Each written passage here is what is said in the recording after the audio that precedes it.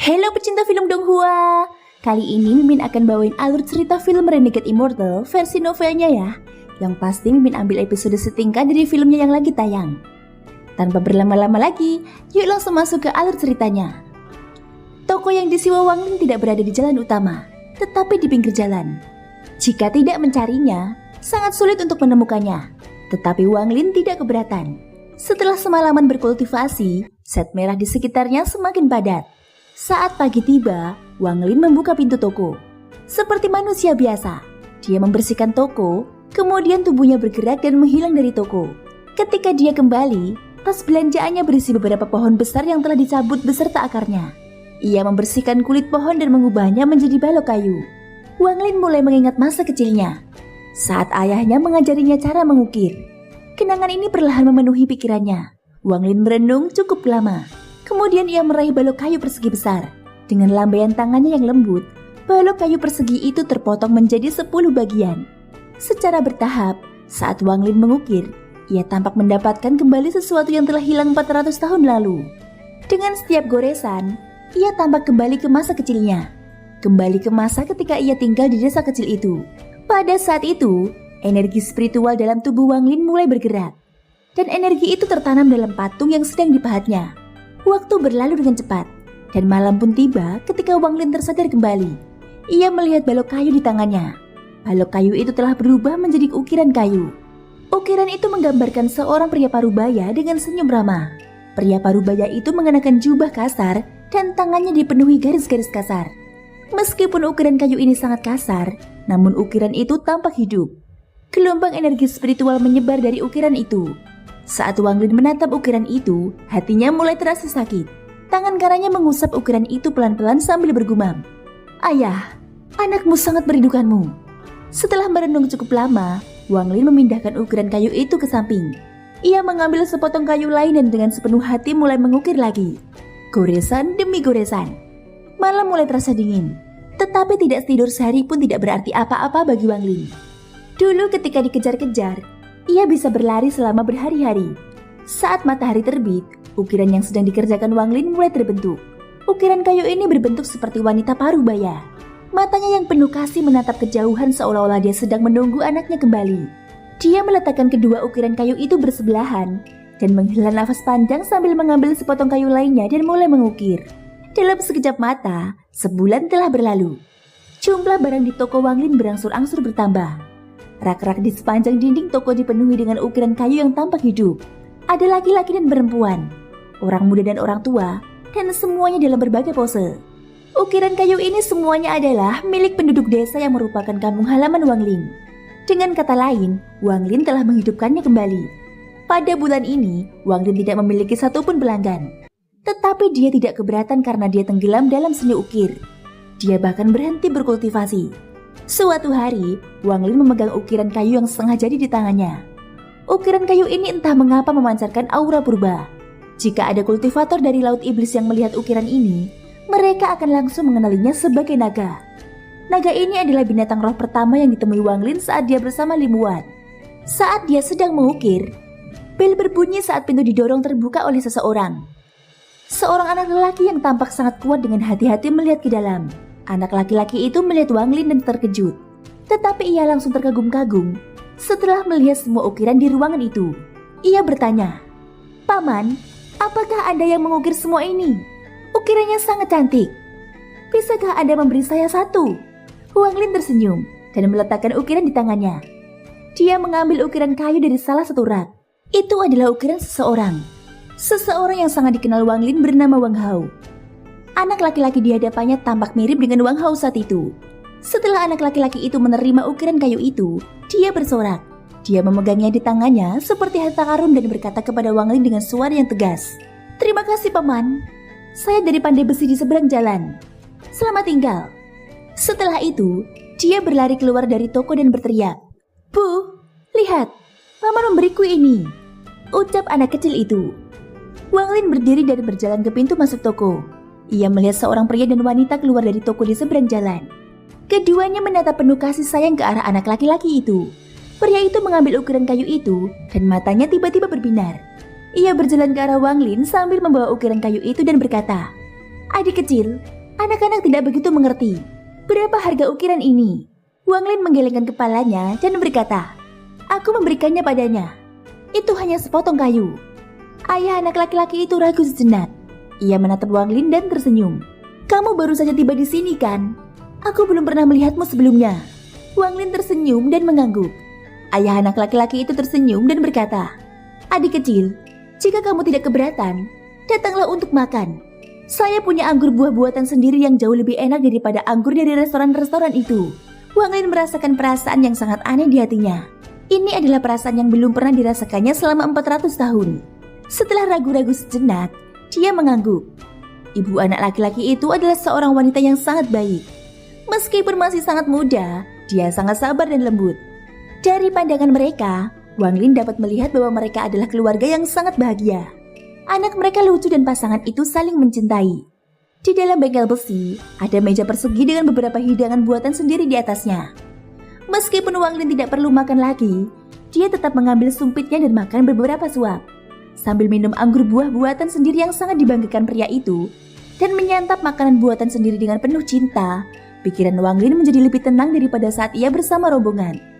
Energi spiritual dalam tubuhnya bergerak dengan cara yang belum pernah terjadi sebelumnya. Anggur ini memang anggur yang sangat enak. Rasanya enak setelah diminum. Sejak hari itu, ada hal penting baru yang masuk ke dalam kehidupan Wang Lin, yaitu anggur buah. Anak laki-laki itu akan datang hampir setiap hari untuk melihat Wang Lin mengukir. Dan setiap kali dia datang, dia akan membawakan dia anggur buah. Lambat laun, toko Wang Lin dipenuhi dengan ukiran kayu dan sebagian besarnya adalah binatang buas. Dia telah mengukir hampir semua binatang buas yang pernah ditemuinya dalam 400 tahun terakhir. Namun tidak peduli seberapa keras dia berusaha, dia tidak dapat menyelesaikan ukiran binatang buas roh berkualitas tinggi dan binatang buas yang terpencil itu. Ada sejumlah besar energi spiritual yang terkumpul di dalam setiap ukiran. Manusia tidak dapat merasakannya. Tetapi jika ada kultivator yang lewat, mereka akan ketakutan. Itu karena kekuatan energi spiritual dalam ukiran ini tidak lebih lemah daripada harta sihir kualitas rendah. Sebagian energi spiritual dalam ukiran ini setara dengan harta sihir kualitas menengah. Bagaimana ini masih bisa dianggap ukiran kayu? Ini jelas merupakan harta karun ajaib yang terbuat dari kayu mati. Hidup ini seperti semangkuk air. Dalam kehampaannya, ada rasa manis yang nyaris tak terasa. Wang Lin merasa jiwanya sedang dibersihkan oleh kehidupan ini tanpa membunuh. Dia lupa identitasnya sebagai seorang kultivator dan 400 tahun pembunuhan yang telah dilakukannya. Dia benar-benar telah menyatu dengan dunia fana dan mengalami sisi pahit dan manis dari kehidupan fana. Setiap pagi, Wang Lin akan bangun dan membuka pintu tokonya sebelum mulai mengukir. Tokonya sudah dipenuhi dengan ukiran kayu yang tak terhitung jumlahnya. Semua toko di sekitarnya perlahan-lahan mengetahui bahwa toko tempat Wang Lin tinggal telah berpindah tangan. Semua orang memiliki perasaan yang sangat baik terhadap pemuda yang pendiam dan elegan ini. Seiring berjalannya waktu, Wang Lin mulai memiliki pelanggan. Meskipun mereka tidak dapat melihat energi spiritual dalam ukiran kayu, mereka dapat melihat betapa rumitnya ukiran kayu tersebut. Semakin lama toko Wang Lin mulai terkenal di daerah tersebut. Dalam sekejap mata, 1 tahun telah berlalu. Tahun ini Wang Lin tidak pernah melihat lelaki tua itu lagi. Meskipun ia sesekali memikirkan lelaki tua itu, pikiran-pikiran itu perlahan memudar. Ia benar-benar tenggelam dalam seni ukirnya, mencari kegembiraan yang telah lama hilang. Di toko Wang Lin, ukiran yang paling umum adalah ukiran binatang buas yang tampak seperti manusia. Semua binatang ini adalah makhluk yang belum pernah dilihat manusia sebelumnya. Bahkan jika ada kultivator yang datang, mereka hampir tidak akan bisa mengenali mereka. Lagi pula tempat ini terlalu jauh dari laut iblis. Dunia ini luas dan ada banyak jenis binatang buas, jadi tidak mungkin satu orang bisa mengenali semuanya. Saat ini Wang Lin memegang sepotong kayu persegi di tangannya. Dia menggerakkan tangannya dan seekor binatang berbentuk kura-kura perlahan muncul dari potongan kayu itu. Sambil melihat ukiran kayu di tangannya, ia meletakkan pisau ukirnya dan mengambil kendi. Tepat saat dia hendak meminumnya, ia menyadari bahwa tidak ada anggur yang tersisa.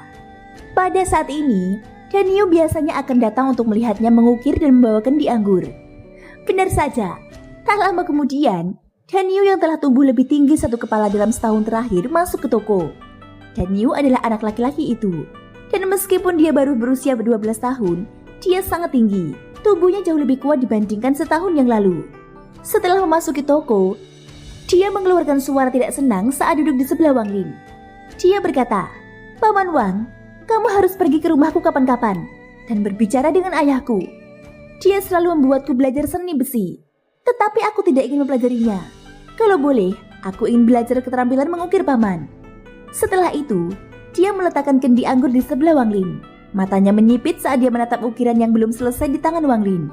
Wang Lin tertawa dan meneguk anggur buah itu. Anggur buah ini manis dengan sedikit rasa pedas. Membuat perutnya terasa panas, anggur ini telah menjadi kebutuhan sehari-hari bagi Wang Lin selama setahun terakhir. Dan Niu melihat ukiran itu dengan bingung. Ia bertanya, Paman Wang, binatang apa yang sedang Anda ukir sekarang? Mengapa bentuknya seperti kura-kura? Wang Lin mengusap kepala Niu dan berkata, ini bukan kura-kura, melainkan makhluk yang disebut Zonggu. Meski tampak seperti kura-kura, ia jauh lebih kuat, ucap Wang Lin. Dan Niu mengangguk ragu. Tahun lalu dia telah melihat berbagai macam binatang di dalam toko Wang Lin, dan semuanya adalah binatang yang belum pernah dia lihat sebelumnya. Wang Lin memegang pisau ukir dan mulai mengukir ciri-ciri makhluk itu goresan demi goresan. Makhluk yang tampak seperti kura-kura ini sebenarnya adalah binatang roh langka dengan kualitas sedang di laut iblis ini. Jika ia marah, kultivator biasa tidak akan mampu menahan kekuatannya sama sekali. Namun Wang Lin telah membunuh banyak binatang buas jenis ini dan telah memakan banyak inti mereka. Dengan demikian, gambarannya terbentuk sepenuhnya dalam pikiran Wang Lin dan tangannya tidak berhenti sejenak pun. Setengah jam kemudian, Wang Lin menyodok dengan keras tempat mata itu seharusnya berada. Pada saat itu, ukiran itu tampak hidup. Binatang itu menatap ke langit. Matanya menunjukkan sedikit rasa frustasi dan takut. Mulutnya terbuka lebar seolah-olah mengeluarkan gelombang raungan tanpa suara. Aura tak kasat mata yang mustahil dideteksi manusia menyebar darinya. Tetapi saat auranya menyebar, Wang Lin menyentuhnya dengan tangan kanannya dan auranya menghilang. Wang Lin menarik nafas dalam-dalam dan dengan santai meletakkan ukiran itu di rak. Tahun lalu, Wang Lin menyadari bahwa ia hanya bisa mengukir binatang roh kualitas menengah. Sedangkan untuk binatang roh kualitas tinggi, tidak peduli seberapa keras ia berusaha, ia tidak bisa menyelesaikan ukiran itu. Setiap kali dia mencoba mengukir binatang roh berkualitas tinggi, dia akan kehilangan kendali pada beberapa pukulan terakhir, yang menyebabkan ukirannya hancur. Wang Lin mengerti bahwa ini karena tingkat kultivasinya tidak cukup tinggi. Bagaimanapun, binatang roh berkualitas tinggi sama dengan tahap pembentukan jiwa bagi manusia. Mata Niu menunjukkan ekspresi terpesona. Selama setahun terakhir ini, dia selalu datang untuk melihat Wang Lin mengukir setiap hari. Dia perlahan-lahan menjadi kecanduan. Tahun lalu dia diam-diam mencoba mengukir dengan pisau ukir. Tetapi tidak peduli seberapa keras dia mencoba, dia tidak bisa mengukir sesuatu yang bagus. Sekarang dia melihat Wang Lin dengan mudah menyelesaikan ukiran. Dia tidak bisa menahannya lagi dan bertanya kepada Wang Lin. Wang Lin merenung sejenak. Ia mengangkat kepalanya dan berkata kepada anak laki-laki itu, mengukir memerlukan pemahaman. Jika kamu ingin belajar, maka kamu harus mengawasiku selama 60 tahun. Setelah 60 tahun, kamu bisa mengukir sendiri. Niu menjulurkan lidahnya. Lalu dia berkata, 60 tahun, tapi aku pernah melihat tukang kayu di bagian selatan kota. Dia baru berusia 40 tahun, tapi ukirannya juga cukup bagus. Wang Lin meneguk anggurnya dan berkata, aku berbeda darinya, ucap Wang Lin. Mata Niu dipenuhi dengan kebingungan. Dia jelas tidak mengerti arti kata-kata itu. Pada saat itu suara keras tiba-tiba terdengar dari luar. Segera Niu berlari keluar. Tidak lama kemudian, dia menjulurkan kepalanya ke dalam dan berkata, Paman Wang, putra tertua keluarga Su telah kembali. Dia diikuti oleh lebih dari 10 kereta kuda dan banyak orang. Dia terlihat sangat keren. Karena itu, dia berlari keluar lagi. Wang Lin tidak mempermasalahkannya. Ia mengambil sepotong kayu lain dan mulai mengingat kembali pemandangan dari negeri dewa kuno. Tentang binatang buah besar yang meninggalkan kesan mendalam di benaknya. Ia ragu-ragu sejenak lalu mulai mengukir lagi. Waktu berlalu dengan cepat. Lebih dari 1 jam kemudian, pintu toko dibuka oleh seseorang. Niu masuk dengan gembira. Di belakangnya ada seorang pemuda yang tampak sangat tegap. Pemuda itu melihat sekeliling ukiran-ukiran itu dan matanya berbinar. Niu segera berjalan ke samping Wang Lin. Dia membuat beberapa ekspresi dan berbisik, jangan coba-coba menjualnya dengan harga terlalu tinggi. Setelah itu, dia segera berbalik dan berkata dengan keras, Tuan Su, ini adalah toko yang saya ceritakan tadi. Lihatlah ukiran-ukiran ini. Ukiran-ukiran ini sama sekali tidak kalah dengan produk tukang kayu Zhou. Bagaimana kalau membeli beberapa? Wang Lin tersenyum. Dan Neo jelas melihat bahwa Wang Lin tidak memiliki banyak pelanggan tahun ini. Jadi ketika seorang kaya datang, dia menarik orang itu ke toko Wang Lin. Pemuda bernama Su itu melihat sekeliling toko dan matanya menjadi lebih cerah. Dia sangat berbeda dari Dan Neo. Dia telah melihat banyak hal, terutama setelah menjadi seorang kepercayaan putra Master Nan. Dia dapat melihat sekilas bahwa kualitas ukiran ini beberapa kali lebih tinggi daripada ukiran tukang kayu terkenal Zhou. Meskipun ukiran tukang kayu Zhou juga sangat mirip dengan aslinya, masih ada yang kurang. Setelah merenung sejenak, akhirnya dia mengerti. Satu hal yang kurang dari ukiran tukang kayu Zhou adalah kehidupan. Yang satu tampak hampir nyata, dan yang satu tampak hampir hidup. Perbedaan satu kata membuat mereka berjauhan. Mata pemuda bernama Su itu berbinar saat dia berjalan mendekat dan mengambil sebuah ukiran. Ukiran ini adalah naga yang diukir Wang Lin setahun yang lalu. Tubuh naga itu melingkar, kepalanya menghadap ke langit, dan setiap sisik di tubuhnya diukir dengan sangat ahli. Yang paling mengejutkan pemuda bernama Su adalah ketika dia memegang ukiran itu, dia merasa seperti makhluk hidup. Karena ketakutan, tangan kanannya tiba-tiba mengendur dan ukiran itu jatuh ke tanah. Dan Neo sudah mengetahui ekspresi di wajah pemuda itu, dan ia juga tahu bahwa saat seseorang menyentuh ukiran itu, mereka mengalami perasaan misterius. Itulah sebabnya ia lebih banyak melihat dan jarang menyentuhnya. Wajah pemuda bernama Su memerah dan dia berkata, "Tuan Wang, binatang apa ini? Mengapa menurutku dia mirip ular?" Sebelum Wang Lin menjawab, Dan Neo membusungkan dadanya dan berkata, "Ini naga.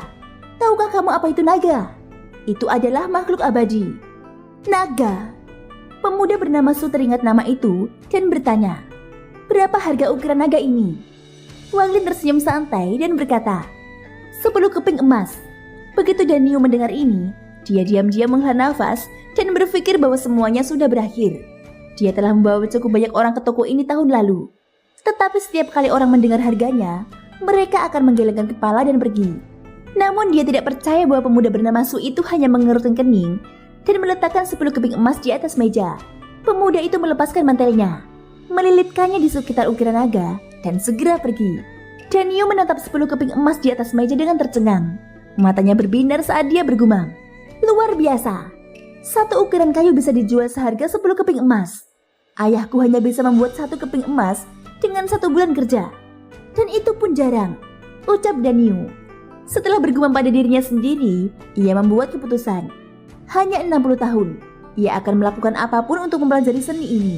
Begitu ia menguasainya, ia tidak perlu khawatir tentang uang selama sisa hidupnya. Pemuda bernama Su itu meninggalkan toko dan segera bergegas kembali ke istana Nan di sisi timur kota. Thank you guys sudah mendengarkan ceritaku di episode kali ini sampai akhir. Ikutin terus